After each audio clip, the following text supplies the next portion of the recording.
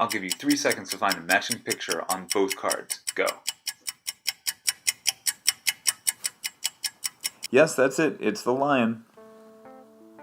This is the essence behind the game Spot It. And if you haven't played it yet, then before you watch this video, search YouTube for VAT19's video on Spot It. If you have played it, then you've probably wondered some of the same questions that I've wondered. Real simple questions to state, like, how do they know it always works?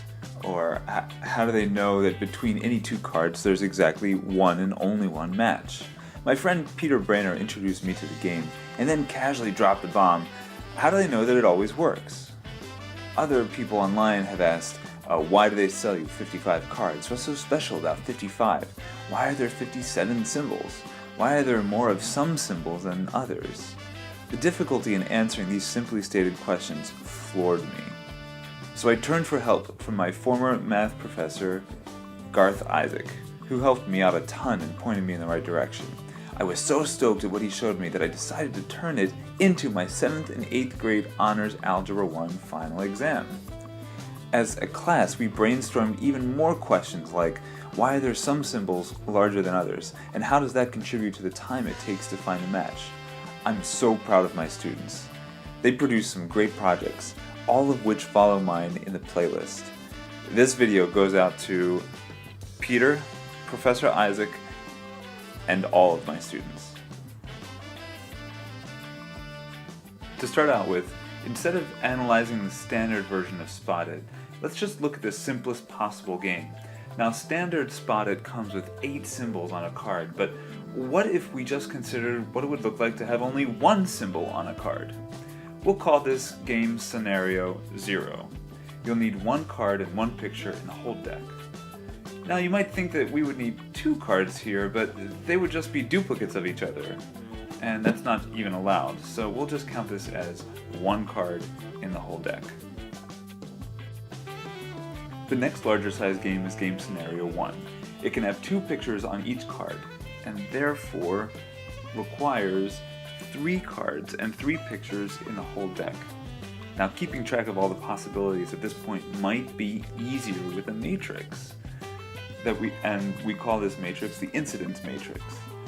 Cards will be represented by numbers, so cards 1, 2, and 3, and pictures will be represented by letters, so pictures A, B, and C, and I'll even color code them for now.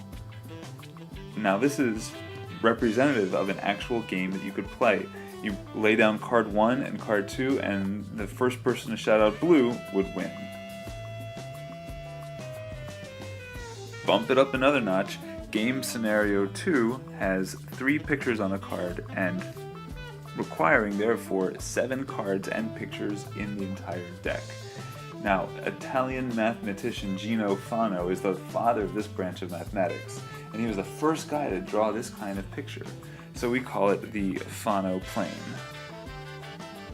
You could play a game of Spot It with these 7 cards if you wanted to.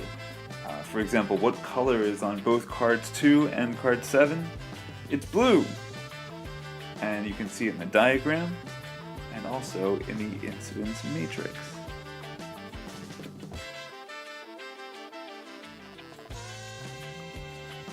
Cranking it up a notch, we get a game scenario of 3, with 4 picks on a card, and therefore requiring 13 cards and pictures in the deck. I found this beautifully symmetric picture drawn by Professor Peter Botevsky in 1998. Each dot is a spotted card, and each of the 4 colors coming out of any dot represents the 4 pictures on each card. Now, every game scenario has an incidence matrix regions that keep showing up, and my students and I started naming them. Every matrix that we've made has a corner, it has steps going down the sides, diagonal blocks, and then what some students called Sudoku blocks.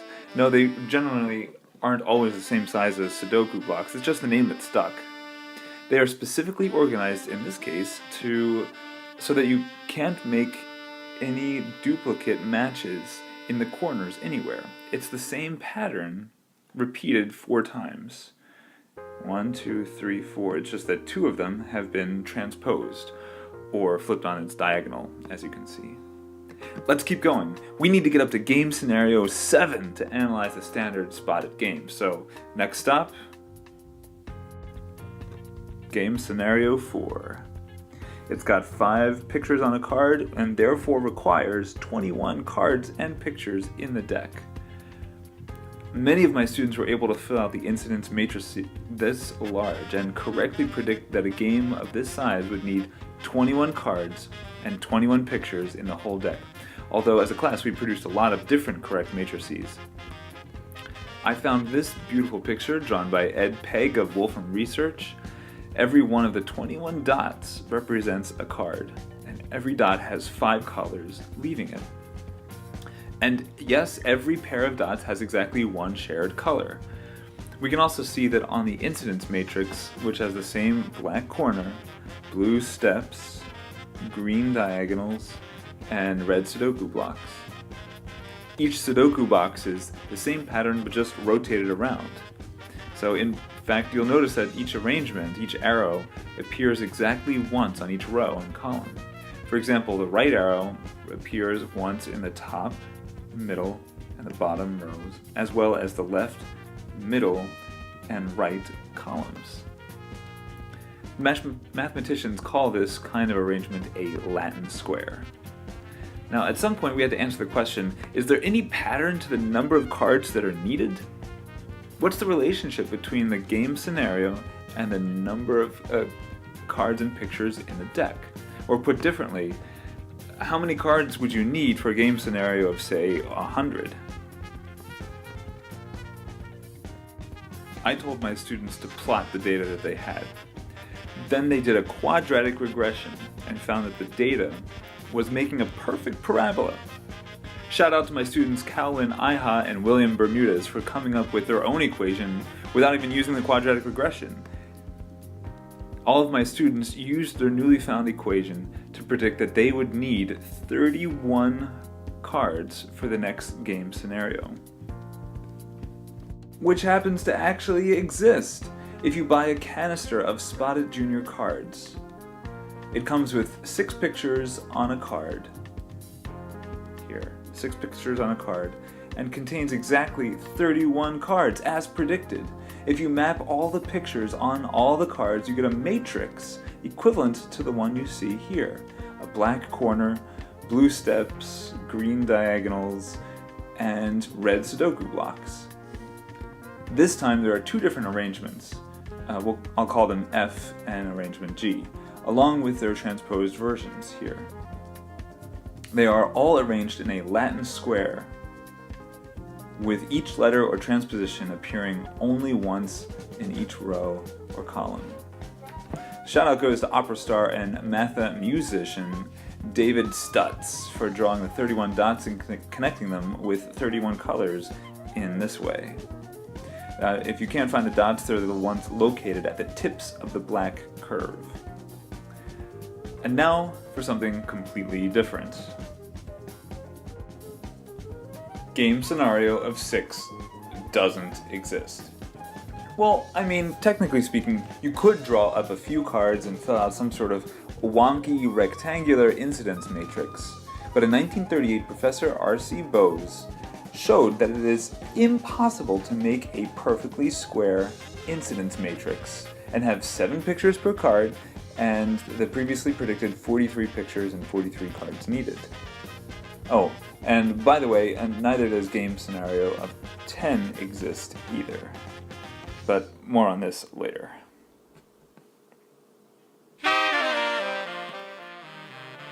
We've finally arrived. Game scenario of 7 actually corresponds to the regular sized spotted deck. Here are the cards, and this is what they look like. You can see that they've got 8 pictures on a card, and therefore require 57 cards and pictures in the deck. We've got an incidence matrix with a corner, lots of stairs, diagonals, and then red Sudoku boxes here. They can be filled with 3 patterns and their transpositions, I'll call them F, G, and J, and then transposed F, G, and J, filled in a Latin square formation. But here's where we drop the next bomb. The game designers only include 55 cards. What is up with that? Are 2 cards missing? Why 55? We predict 57. In fact, we see it's possible with 57. Let's try and reconstruct what those missing cards are. And a few people online have published what they think the 2 missing cards are. A big shout out to my students Mackenzie Wu and Gabriella Poli, who figured out which symbols were missing. Here. These symbols only occur 7 times instead of the expected 8 times. So the standard deck is missing 1 of each of these symbols. And it's missing 2 ladybugs. There's only 6 ladybugs in the whole deck, as opposed to an expected 8. Knowing that, we can safely put a ladybug on each of the missing cards. That way, if they both get played in a real game of Spot It, then the answer will be ladybug. Next, one of the 2 missing cards must also have, for example, the daisy. But wait a second. Check out card 47. It already has both a ladybug and a daisy. So if we try to reconstruct the 2 missing cards, we arrive at this contradiction. And this isn't the only contradiction. I could show you more contradictions as well. What's the result? It's actually impossible to extend the standard deck to 57 cards. The 2 cards aren't missing. They weren't removed. The game designers must not have started out with a perfectly square incidence matrix. So, I offer this incidence matrix to the game designers at Blue Orange, the makers of Spot It. If you want to make a deck with 57 cards and 57 symbols, map it to this incidence matrix. And a big shout out goes to Alex Wong and Joel Tutak for also producing a valid incidence matrix. Blue Orange, you could check out their matrix too.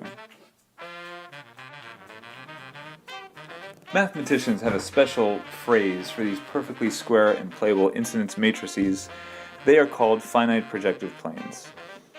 Now, the incidence matrix for the canister of cards you can buy in Spot It is not a finite projective plane, because it's not square. It's a 55 by 57 matrix. But this one is, and you can create a game of Spot It out of it and play it and never have any duplicate matches. And by the way, so is the one that my students, Alex Wong and Joel Tutak, made. It's perfectly square and playable game of Spot It. So we can call that a finite projective plane of order 7.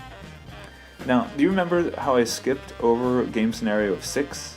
It turns out that there's considerable conversation over which game scenarios, or what most mathematicians call the order, which orders of finite projective planes can be produced.